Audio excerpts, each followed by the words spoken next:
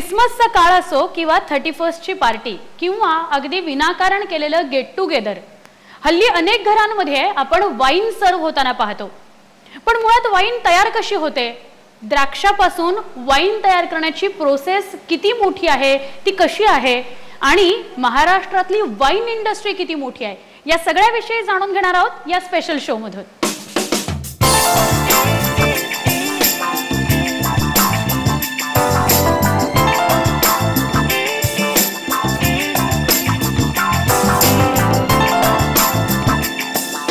मंदिरांची नगरी म्हणून नाशिकची ओळख आहेच, पण त्याबरोबर वाईन कॅपिटल ऑफ महाराष्ट्र अशी सुद्धा नाशिकची ओळख आहे।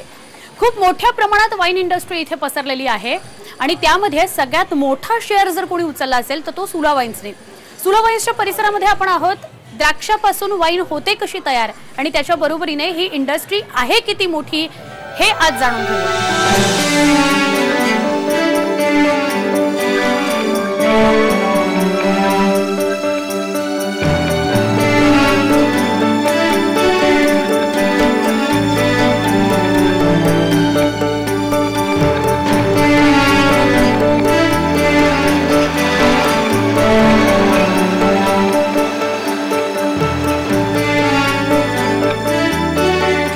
वाईनचा शब्दशः अर्थ आहे आंबलेल्या द्राक्षाचं ज्यूस किंवा द्राक्षासव। आतापर्यंत वाईनचं नाव ऐकलं की नाक मुरडणं, वाईन म्हणजे दारूचाच प्रकार असं म्हणणाऱ्यांची संख्या जास्त होती। पण आता मात्र वाईन आवडीनं पिणाऱ्यांची संख्या दिवसेंदिवस वाढू लागली आहे। वाईन तयार करताना वेगवेगळ्या जातीच्या द्राक्षांमध्ये यीस्ट घातलं जातं आणि वेगवेगळ्या फ्लेवरची वाईन तयार केली जाते। प्रामुख्यानं रेड, व्हाईट, स्पार्कलिंग आणि रोज वाईन असे वाईनचे प्रकार आहेत आणि या 4 मुख्य प्रकारांमध्ये वेगवेगळ्या वाईन्स तयार केल्या जातात। वाईन हा लॅटिनच्या विनम या शब्दावरून तयार झालाय। वाईन ही 8000 वर्षांपूर्वीपासून प्रचलित होती, प्यायली जात होती याच्या खुणा आढळतात। वाईन तयार करण्याची खास पद्धत आहे। खरं तर ती घरीही बनवता येऊ शकते, पण उत्तम प्रतीची वाईन बनवायची प्रक्रिया सोपी नाही। आपण खातो ती द्राक्ष आणि वाईनची द्राक्ष वेगळी असतात। खाण्यासाठी पिकवली जातात त्या द्राक्षांना टेबल द्राक्ष आणि वाईन बनवण्यासाठीच्या द्राक्षांना वाईनची द्राक्ष असे शब्द वापरले जातात। वाईनच्या द्राक्षाचं पीक घेण्यासाठी त्याला विशिष्ट बियांची लागवड करावी लागते। वेगवेगळ्या जातीच्या द्राक्षांपासून वेगवेगळ्या प्रकारची वाईन तयार केली जाते।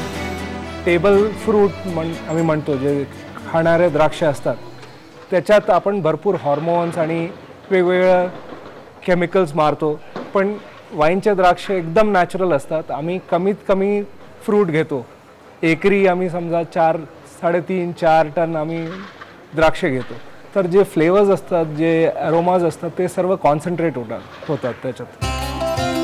वाईनच्या द्राक्षांना अत्यंत नैसर्गिक पद्धतीने वाढवलं जातं। कोणत्याही रसायनांची फवारणी त्यावर केलेली चालत नाही। पूर्वी नाशिकमध्ये वाईनरी, वाईनची द्राक्ष, त्यापासून वाईन तयार करणे या संकल्पना शेतकऱ्यांना माहित नव्हत्या। 2000 ला सुला वाईन्सनं पहिलं वाईन प्रोडक्ट मार्केटमध्ये आणलं। तेव्हा शेतकऱ्यांना वाईनच्या द्राक्षाविषयी माहिती देणं, ती कशी पिकवायची याविषयीचं ट्रेनिंग देणं आणि वाईन द्राक्ष पिकवल्यानं काही नुकसान नाही हे पटवून देणं कठीण काम होतं। वाईनचे द्राक्ष त्याच्यात खूपच कमी पाण्याचा वापर होतो, म्हणजे टेबल द्राक्षापेक्षा। आणि काय प्रॉब्लेम असेल तर आमचे इन्चार्ज असतात त्या स्पेसिफिक झोन्समध्ये, तर ते जाऊन तिकडे भेटून त्यांना शेतकऱ्यांना सांगू।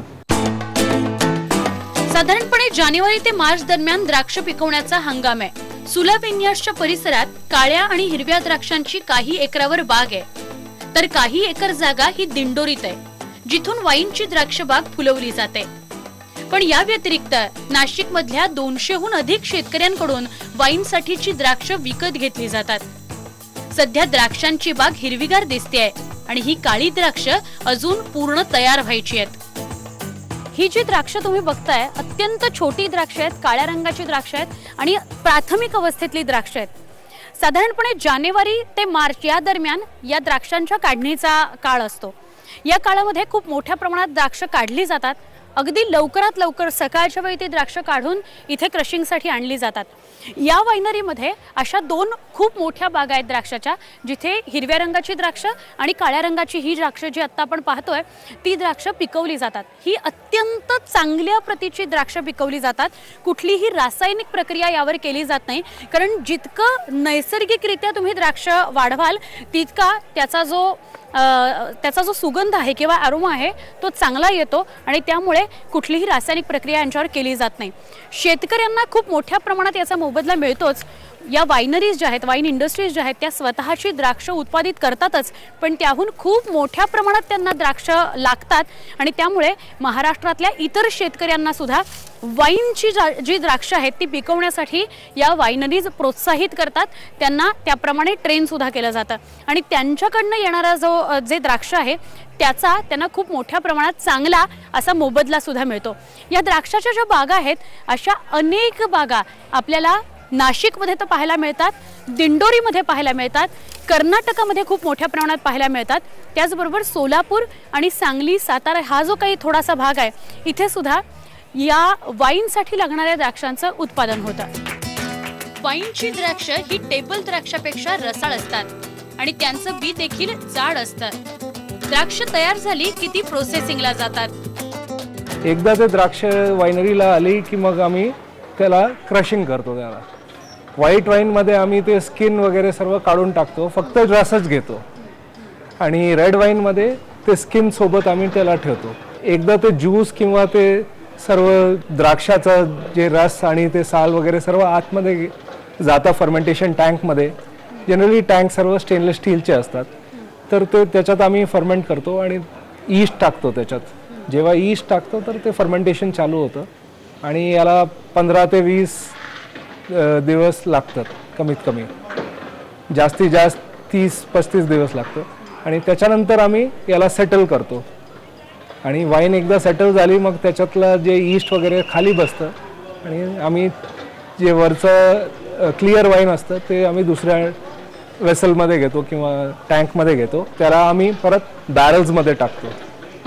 बॅरल्स म्हणजे ते वुडन वॅट्स असतात, छोटे छोटे वॅट्स असतात। एक वॅटमध्ये 225 लिटर इतकं वाईन बसू शकतं आणि हे आम्हाला इम्पोर्ट करायला लागतं। जे वॅट्स असतात ते स्पेशल वूड असतं, स्पेशल ते अमेरिकन ओक वूड म्हणतो, अमेरिकन ओक किंवा फ्रेंच ओक, आणि त्याच्यात आम्ही ते वाईन भरून आम्ही ते तयार करतो। रेड वाईन असो किंवा व्हाईट वाईन, ती किती जुनी चांगली किंवा किती नवी चांगली या संदर्भातला लोकांच्या मनातला संभ्रम सुलाने दूर केला। जे ग्रीन कलरचे द्राक्ष असतात त्यातूनच व्हाईट वाईन तयार होतं, पण जे काळे द्राक्ष असतात त्याच्यापासून पण आम्ही व्हाईट वाईन तयार करू शकतो, पण जनरली आम्ही काळे द्राक्ष किंवा रेड द्राक्ष जे असतात त्याच्यापासून आम्ही रेड वाईन तयार करतो। स्टोरेजमध्ये वाईनची एक स्पेशालिटी आहे की तुम्ही जसं स्टोअर केलं तर ते बॉटलमध्ये पण ते चेंज होत राहतं। जर स्पिरिट्स तुम्ही जर खरेदी केलं, दुसरी कुठली दारू, ही वाईन आहे, जर तुम्ही दारू खरेदी केली तर ते चेंज होणार नाही, पण ते वाईन चेंज होत राहतं। काही वाईन्स म्हणजे एजिंग नंतर अजून चांगले होतात, सर्व वाईन होत नाही। जनरली 90 ते 95% वाईन्स जे असतात it is meant for early consumption, म्हणजे तुम्ही 1 ते 2 वर्षात तुम्ही कन्झ्युम करून टाका। गेल्या काही वर्षात वाईन ही लोकांच्या पसंतीला उतरू लागली आहे आणि दरवर्षी वाईनची मागणी त्यामुळेच वाढतीये। द्राक्षापासून वाईन तयार कशी होते, तिचं टेस्टिंग कसं करायचं, हे सगळं तर आता आपण जाणून घेतलं। यानंतर आपण वाईन इंडस्ट्री किती मोठी आहे, महाराष्ट्रातला सुलाचा शेअर किती आहे, या सगळ्याविषयी जाणून घेऊया। मात्र त्याआधी घेऊयात एक ब्रेक। पहा फक्त IBN लोकमत।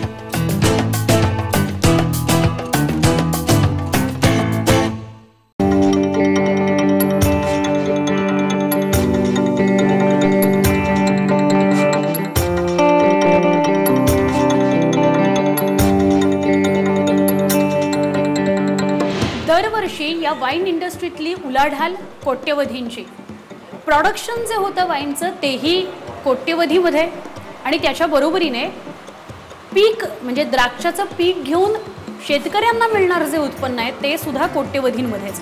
म्हणजेच हा सगळा कोट्यवधींच्या उलाढालीचा जो बिझनेस आहे त्याच्याविषयी अधिक जाणून घेणार आहोत। महाराष्ट्रात वाईनची द्राक्ष मोठ्या प्रमाणात पिकवली जातात ती नाशिकमध्ये, त्याबरोबर दिंडोरीचा काही भाग, सोलापूर, सांगली आणि काही प्रमाणात कोल्हापुरातूनही वाईनची द्राक्ष पिकवली जातात, तर कर्नाटकातही मोठ्या प्रमाणात वाईनची द्राक्ष पिकवली जातात।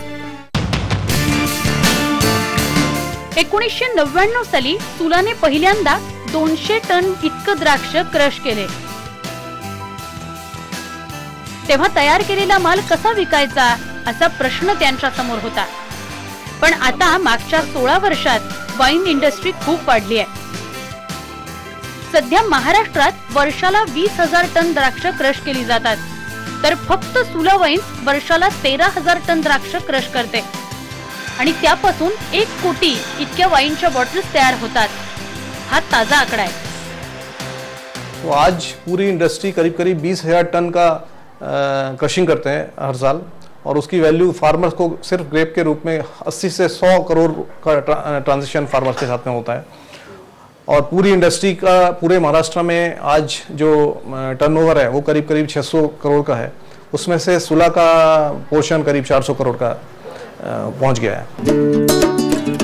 देशभरात वाईन तयार करण्यासाठीची अनुकूल परिस्थिती ही सगळ्यात आधी महाराष्ट्र आणि त्यानंतर कर्नाटकात आहे, पण महाराष्ट्रातच सगळ्यात जास्त वाईनचं उत्पादन होतं।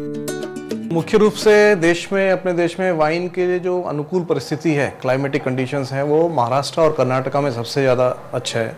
और पूरे देश का करीब करीब 90% से ज़्यादा वाइन का प्रोडक्शन ये 2 स्टेट में होता है, और उसमें से भी महाराष्ट्र में 70% से ज़्यादा वाइन का प्रोडक्शन महाराष्ट्र में होता है। मागच्या 16 वर्षात परिस्थिती बदलली आहे, पण सुरुवातीला शेतकऱ्यांना वाईनची द्राक्ष लावण्यासाठी तयार करावं लागलं। त्यांना स्पेशल टीम कडून मार्गदर्शन दिलं गेलं आणि आता परिस्थिती नेमकी उलटी है। धीरे धीरे हम लोगों ने शुरू में 50 एकड़ का प्लांटेशन किया, और फार्मर उस समय बहुत ही रिजर्व था कि वाइन इंडस्ट्री उभी होणार की नाही होणार, तो मी द्राक्ष आपल्या वाईनचे द्राक्ष लावू नाही लावू, तो हळूहळू आम्ही तुम्हाला त्यांना कॉन्फिडन्स दिला आणि 10 वर्षाचे आम्ही करार केले आणि 2007 पर्यंत आम्ही करीब करीब 200 एकड़ 250 एकड़ पर्यंत पहुँचले। टोटल करीब करीब 2,500 एकड़ का कॉन्ट्रैक्ट फार्मिंग हम करते हैं, जिसमें करीब 350 शेतकरी पूरे महाराष्ट्र से हमारे साथ जुड़े हुए हैं। उसमें मुख्य रूप से नाशिक में है और कुछ सोलापुर एरिया में है।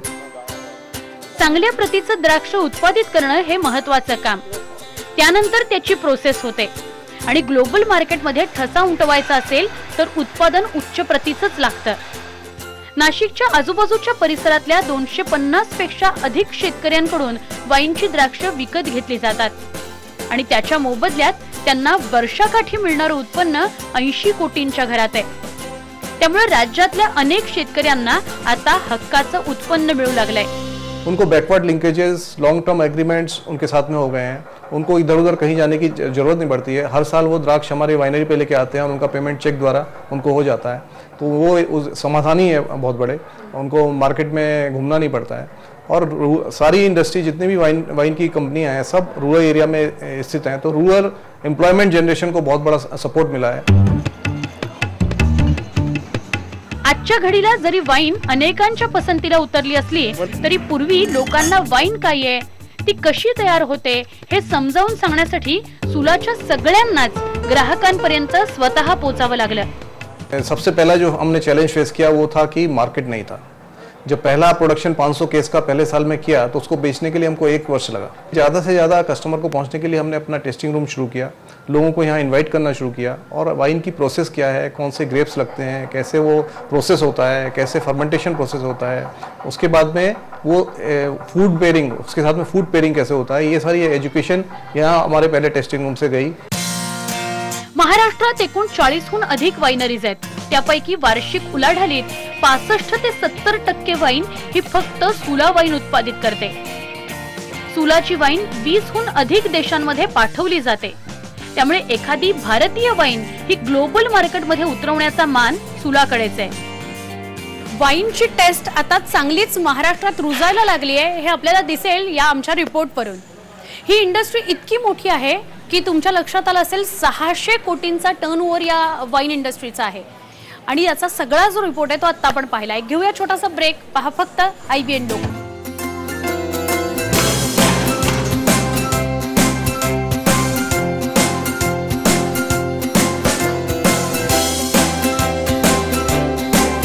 हा सगळा काळ क्रिसमसचा आणि नववर्षाच्या सेलिब्रेशनचा, त्यामुळे वाईन ही अनेकांच्या लिस्ट मध्ये असणारच। दरवर्षी सुलाला भेट देणाऱ्या पर्यटकांची संख्या वाढतेच आहे। लोकांचा खूप मोठा सहभाग होता।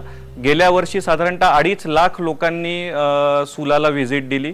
साधारणतः 50,000 लोकांनी, म्हणजे 40 ते 50,000 या दरम्यान लोकांनी वाईन टेस्टिंग केलं। म्हणजे हे पहिल्यांदा एवढ्या मोठ्या संख्येने लोकांनी वाईन टेस्टिंग केलं। म्हणजे हा एक खूप आमच्या यशात मोठा वाटा आहे की एवढे लोक इथे येतात, आमचा प्लांट बघतात आणि त्या याने आम्ही त्यांना एज्युकेट करू शकतो की वाईन काय आहे आणि वाईनचे हेल्थ बेनिफिट्स काय आहेत, वाईन दारूपेक्षा कशी वेगळी आहे। याच्यात आम्हाला फार या सगळ्या गोष्टींचा फायदा झाला। रेस्टॉरंटमध्ये पर्यटक वाईनचा आस्वाद घेत होते, तर काही पर्यटक टूर राईड एन्जॉय करत होते।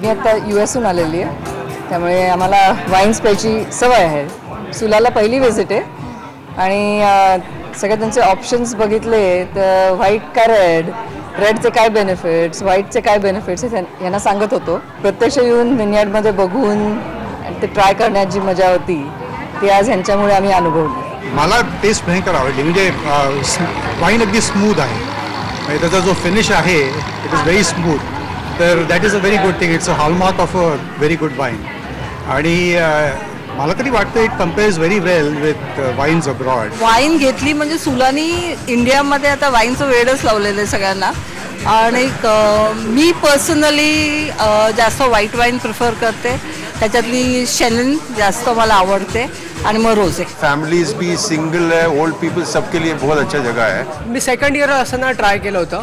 दॅट टाइम म्हणता ना की वाईन पिण्याचं एक वय असावं, असं वाईन पिण्याचं काही वय नाही आहे, पण वाईन ही शरीरासाठी चांगली आहे असं सायंटिफिकली पण अप्रूव्ह झालेलं आहे।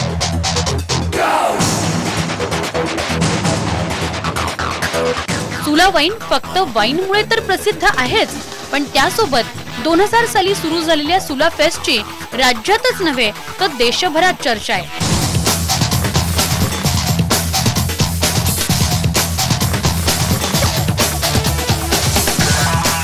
2008 साली सुला फेस्टची सुरुवात झाली। येणाऱ्या फेब्रुवारी महिन्यातला सुला फेस्ट हा आमचा 10वा सुला फेस्ट असणार आहे। बेसिकली सुला फेस्टची सुरुवात अशासाठी झाली की सेलिब्रेशन ऑफ हार्वेस्ट। साधारणतः फेब्रुवारी महिन्यात द्राक्षांचा हंगाम सुरू व्हायचा आणि आम्ही द्राक्ष आमच्या प्लांटमध्ये यायची ज्याच्यापासून आम्ही वाईन बनवायला लागायचो। तर तो एक ऑकेजन किंवा तो एक सेलिब्रेट करण्यासाठी म्हणून सुला फेस्टची सुरुवात झाली 2008 साली। बेसिकली सुला फेस्ट हा एक म्युझिक फेस्टिवल आहे। इकडे जगभरातले वेगळे वेगळे बँड्स आणि आर्टिस्ट आम्ही सुला फेस्टच्या निमित्ताने आमंत्रित करतो आणि ते त्यांचा परफॉर्मन्स इथे साजरा करतात।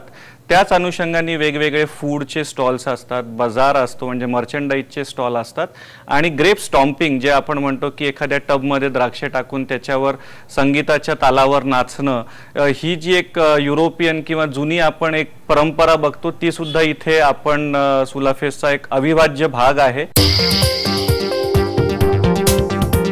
तर वर्षातला शेवटचा दिवस सेलिब्रेट करण्यासाठी सुलाची 31 डिसेंबरची पार्टी ही खास असते।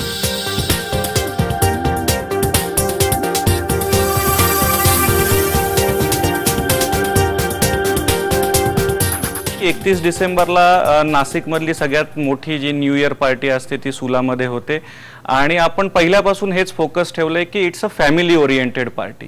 आम्ही नुसती सिंगल तिकीट विकतच नाही, आम्ही सांगतो की कपल अँड फॅमिली पार्टी। साधारणतः 800 ते 1000 लोक या पार्टीसाठी येतात। पार्टी संध्याकाळी सुरू होते, नवीन वर्षाचं सेलिब्रेशन होतं आणि सुलाची वाईन हे नक्कीच त्याच्यातलं एक मोठं अट्रॅक्शन असतं। सो नव्या वर्षाचं स्वागत करताना निसर्गरम्य वातावरण, कुटुंबियांची साथ आणि हातात वाईनचा ग्लास असा फक्कड बेत आखायला काय हरकत आहे।